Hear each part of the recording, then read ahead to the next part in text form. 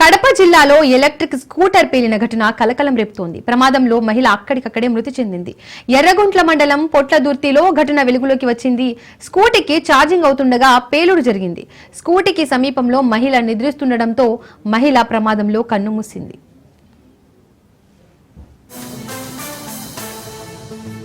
అల్లుడు గారైన వెన్నెల ప్రదీప్ కుమార్ రెడ్డిలో తెల్లవారుజామున 3 గంటలకు వ్యవసాయ పనుల నిమిత్తమై స్కూటర్ లో వెళ్లాలని ఛార్జింగ్ పెట్టిపోయినాడు.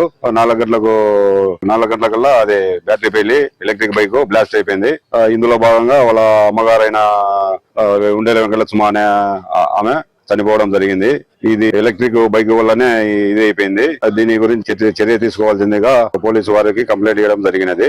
దీని గురించి ప్రజలందరూ గమనించాల్సిందండి. ఎలక్ట్రిక్ బైకుల వల్ల జాగ్రత్తగా ఉండాలని ప్రజలందరికీ తెలియజేస్తున్నాను. బైక్ దాదాపు 2.5 సంవత్సరం క్రితం కొన్నాము. ఎలక్ట్రిక్ బైక్ ప్రొద్దుటూరులోనే కొన్నాడు. మా అల్లుడు గారైన ప్రదీప్ కుమార్ రెడ్డి కొన్నాడు. బైక్ అంటే ఛార్జింగ్ లోపలనే సోఫాలోనే బైక్ పెట్టి ఛార్జింగ్ పెట్టినారు. అక్కడనే వాళ్ళ అమ్మగారైన వెంకటలక్ష్మ గారు అక్కడే పడుకున్నారు.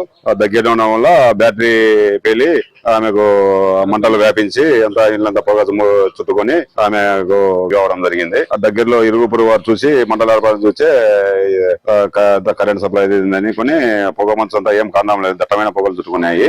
మళ్ళీ కరెంట్ డిపార్ట్మెంట్ వారికి తెలియజేసి ఆ కరెంట్ ఆఫ్ చేసి తర్వాత కానీ ఇంటికి వెళ్ళలేకపోయినారు. ఇది జరిగింది.